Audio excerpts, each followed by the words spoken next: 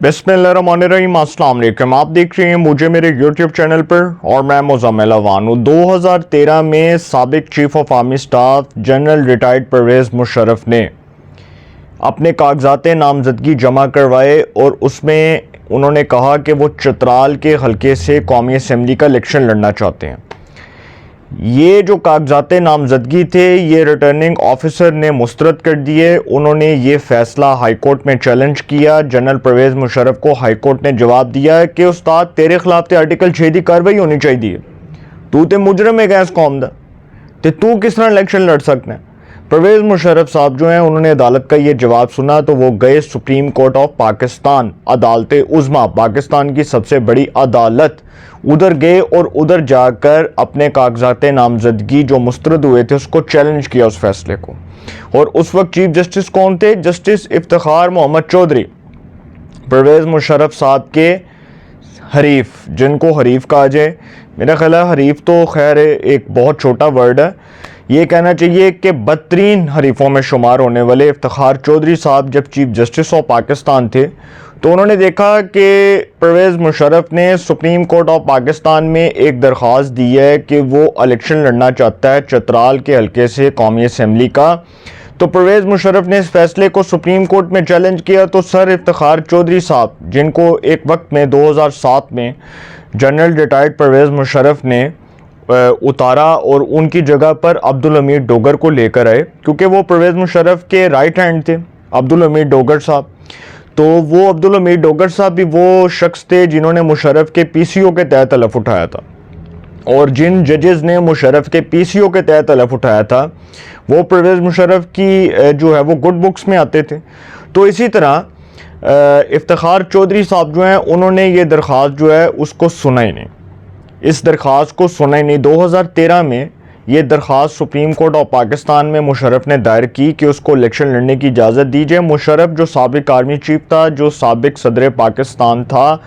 वो 2013 में ही पाकिस्तान आया और वो इलेक्शन लड़ने की वजह से आया कि जी वो इलेक्शन में हिस्सा लेगा, वो इलेक्शन में जो है वो हिस्सा लेगा और उसको इजाज़त मिलेगी। लेकिन उनको ये नहीं था पता कि रिटर्निंग ऑफिसर जो है वो कागजात मुस्तरद कर देगा, उसके बाद हाई कोर्ट से उनको जवाब मिल जाएगा और कहा जाएगा आर्टिकल 6 की कार्रवाई कीजिए। फिर सुप्रीम कोर्ट में 2013 में यह दायर होने वाली दरख्वास्त, जिस पर अब 2023 में जाकर फैसला हुआ, justice Umar Ata Bandial chief justice of Pakistan, उनकी सरबराही में 3 रुकनी बेंच ने परवेज़ मुशर्रफ की दरख्वास्त पर फैसला सुना दिया। सर इस अदालत से बंदा ये पूछे, इस मौज़ज़ अदालत से, इस सुप्रीम कोर्ट ऑफ पाकिस्तान से, कि वो बंदा तो इस दुनिया से चला गया, उसको तो अब सुनना या उसकी समात, उसके केस की समात करना तो मैं समझता हूँ कि वेस्टेज ऑफ टाइम है। तो जस्टिस उमर अता बंदयाल साहब की सरबराही में 3 रुकनी bench, justice Umar Ata Bandial, justice Hasan नज़र रिजवी और justice Ayesha Malik the great, 3 जजेस ने परवेज़ मुशर्रफ की दरख्वास्त को गैर मौसर करार देते हुए इस दरख्वास्त को निपटा दिया। अब आप अंदाज़ा लगाएं कि 2013 और 2023 मतलब 10 साल बाद इस दरख्वास्त पर फैसला हुआ। और इफ्तिखार चौधरी का तो ज़ाहिर बात है उसकी तो, क्योंकि परवेज़ मुशर्रफ के साथ एक क्लैश था तो उसको तो कुछ नहीं कहा जा सकता, क्योंकि इफ्तिखार चौधरी के साथ जो हुआ और फिर इफ्तिखार चौधरी ने जो इस मुल्क के साथ किया, जो उसके फ़ैसलों की वजह से पाकिस्तान को संगीन नुकसान हुआ, जिस तरह वो जज के मनसब पर बैठकर जज के कुर्सी की तौहीन करता रहा, तो इफ्तिखार चौधरी ने तो जो फ़ैसले दिए वो तो तारीख़ में लिखे जाएंगे, भरे पड़े हैं सर वो फ़ैसले, साकिब निसार के फ़ैसले भरे पड़े हैं। तो अब जो मौजूदा अदालत है उसने ये माशाल्लाह फ़ैसला दिया और इंसाफ की स्पीड देखें कि 180 की स्पीड से जो है ना वो इंसाफ दौड़ रहा है इस टाइम पाकिस्तान के अंदर, कि 10 साल बाद जी जाकर एक दरख्वास्त के ऊपर फैसला हो रहा है कि इस दरख्वास्त को गैर मौसर करार दिया जाता है, क्योंकि दरख्वास्त गुजार ही नहीं है इस दुनिया में। तो जब दरख्वास्त गुजार इस दुनिया को छोड़कर चला गया तो फिर दरख्वास्त को गैर मौसर ही करार देना ना। तो सर ये जो सारा अमल है, देखें इसमें एक चीज़ को मद्देनज़र रखें कि 2013 में इफ्तिखार मोहम्मद चौधरी साहब सुप्रीम कोर्ट के चीफ जस्टिस थे, اس کے بعد جسٹس جسٹس ناصر الملک، جسٹس تصدق حسین جیلانی، جسٹس انور ظہیر جمالی، جسٹس میاں ثاقب نثار، جسٹس آصف سعید کھوسہ، جسٹس گلزار، کتنے چیف جسٹس آئے، کسی ایک چیف جسٹس نے بھی اس درخواست کے اوپر فیصلہ نہیں دیا۔ کتنی دیر لگنی تھی؟ بڑی حد ہے کوئی 1-2 دن لگ جانے تھے، بڑی حد ہے، کیونکہ الیکشن تو ہو گئے تھے نا 2013 کے، تو 2013 کے الیکشن میں تو اس کو حصہ لینے کی اجازت نہیں دی۔ میں نہیں کہتا کہ جی آئین پاکستان توڑنے والا جو شخص ہے اس کو الیکشن لڑنے کی اجازت دی جائے۔ پرویز مشرف سنگین غداری کا مرتکب تھا،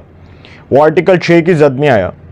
اس کے خلاف ایک خصوصی عدالت کا فیصلہ ہے کہ اس کو تختہ دار پر لٹکایا جائے۔ اس نے پاکستان میں کانسٹیٹیوشن کو، آئین کو وائلیٹ کیا، اس کو پامال کیا، اس کو اپنے پاؤں تلے روندا، پاکستان میں جمہوریت کو داغدار کیا، پاکستان کے جمہوری نظام کی بساق کو لپیٹا۔ اتنے الزامات جس شخص کے اوپر ہوں، کیا وہ الیکشن لڑنے کا اہل ہو سکتا ہے؟ الیکشن لڑنے کے لیے بھی ایک شرط ہوتی ہے کہ وہ صادق اور امین ہو، وہ صادق اور امین ہو، وہ تمام جو جتنے بھی اس کے اثاثے ہیں وہ ڈکلیئر شدہ ہوں، اس کے جتنے بھی ایسٹس ہیں اس کو اس نے ڈکلیئر کیا ہو، اور اپنے کاغذات نامزدگی میں کوئی بھی کسی بھی قسم کی کوئی ڈنڈی نہ ماری ہو۔ تو پرویز مشرف جو ہے اس کے خلاف ایک خصوصی عدالت کا فیصلہ جو آیا تھا 2019 میں، دسمبر 2019 میں، جسٹس وقار سیٹھ مرحوم، اللہ تعالیٰ ان کو جنت میں جگہ دے، پشاور ہائی کورٹ کے چیف جسٹس بھی تھے،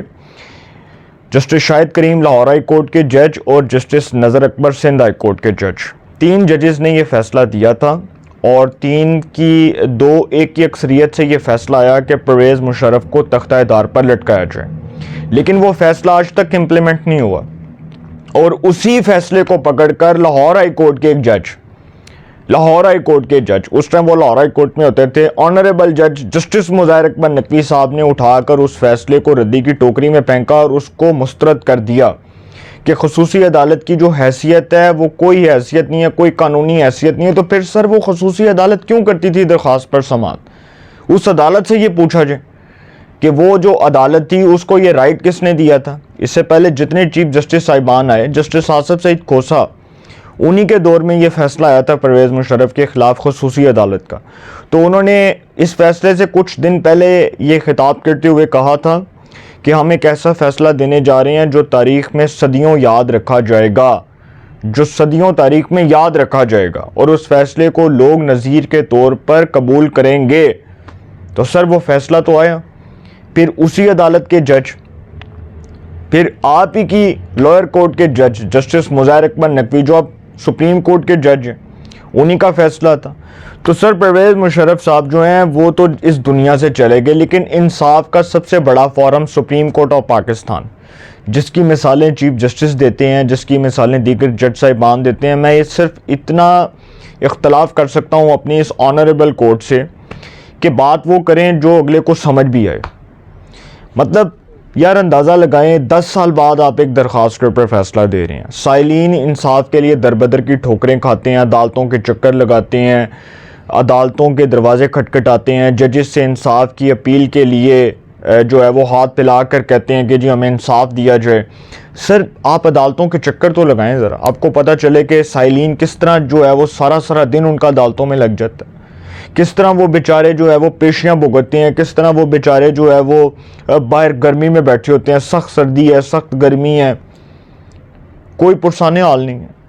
تو سر جب پاکستان میں نظام عدل صرف باتوں تک محدود ہوگا اور پھر یہ کہا جائے گا کہ جی ہم نے اتنے کیسز کا فیصلہ کر دیا، ہم نے تاریخ رقم کر دی، تو آج وہ ہزاروں فائلیں ابھی بھی سپریم کورٹ میں پڑی ہیں،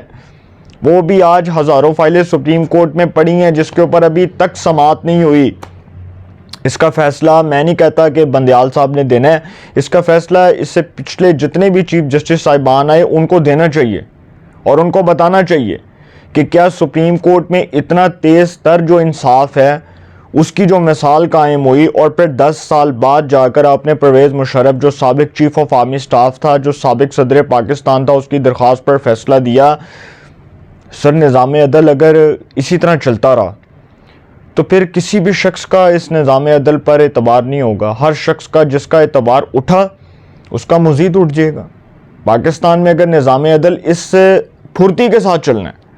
تو پھر سر آپ دیکھ لیں کہ 10 سال بعد تو ایک فیصلہ آیا اور بڑا سپیڈی انصاف ہے، اور اگر پرویز مشرف کو الیکشن لڑنے کی اجازت مل جاتی 2013 میں تو پھر اس کے خلاف جس درخواست گزار نے سپریم کورٹ آف پاکستان سے رجوع کرنا تھا اس کو بھی اتنے سال لگ جانے تھے انصاف کے لیے، اس کو بھی انصاف کے لیے در بدر کی ٹھوکریں کھانے کے لیے اتنا وقت چاہیے تھا، اور وہ بیچارہ 10 سال بعد کہاں پھر کھڑا ہوتا، پتہ نہیں آج وہ کدھر ہے جس نے پرویز مشرف کے خلاف درخواست دینی تھی۔ شکر کریں کہ اس کو الیکشن لڑنے کی اجازت نہیں دی۔ تو آئین پاکستان جو ہے اگر اس کو کسی نے وائلیٹ کیا، اس کی کسی نے توہین کی، تو سر عدالتوں کا فیصلہ آپ ہی کی عدالتوں کا فیصلہ ہے، تو سر ان عدالتوں کے فیصلوں پر عمل درآمد کروانے کا فرض بھی چیف جسٹس کا بنتا ہے کہ جب ایک عدالت کا فیصلہ آیا تھا کہ پرویز مشرف کو سزا دی جائے تو اس کو سزا نہیں دی گئی، کیونکہ وہ قانون سے بالا تر ہے، ہی از ابو دا لا، اور اس کے لیے قانون کچھ اور ہے اور دوسروں کے لیے قانون کچھ اور ہے۔ نواز شریف کے لیے، زرداری کے لیے، فریال تالپور کے لیے قانون کچھ اور ہے، عمران خان کے لیے قانون کچھ اور ہے۔ عمران خان کو دیکھ کر کہا جائے کہ جی آپ کو دیکھ کر بہت خوشی ہوئی، اور نواز شریف، زرداری اور فریال تالپور کو جیل میں ڈال دیا جائے اور کہا جائے کہ جی ان کے خلاف ریفرنسز بناؤ، کرپشن کے کیسز بناؤ، ان کے خلاف کھولو مقدمات کھولو اور ان کو جیلوں میں ڈالو۔ تو پاکستان میں جو نظام عدل ہے اگر وہ اسی طرح چلتا رہا، اگر وہ اسی سپیڈ کے ساتھ چلتا رہا، اسی پھرتی کے ساتھ، اسی تیز تر انصاف کے ساتھ چلتا رہا، انصاف تو نہیں کہنا چاہیے، خیر یہ کہنا چاہیے اسی تیز تر سپیڈ کے ساتھ، 180 کی سپیڈ کے ساتھ دوڑتا رہا، تو سر پھر آپ کے سامنے حالات، میں اس سے زیادہ بات نہیں کرنا چاہتا۔ اپنی رائے کا کمنٹس میں ضرور اظہار کیجئے گا۔ انشاءاللہ ایک نئے سیگمنٹ کے ساتھ پھر ملاقات ہوگی۔ اپنا بہت خیال رکھیے گا۔ اللہ نگہبان۔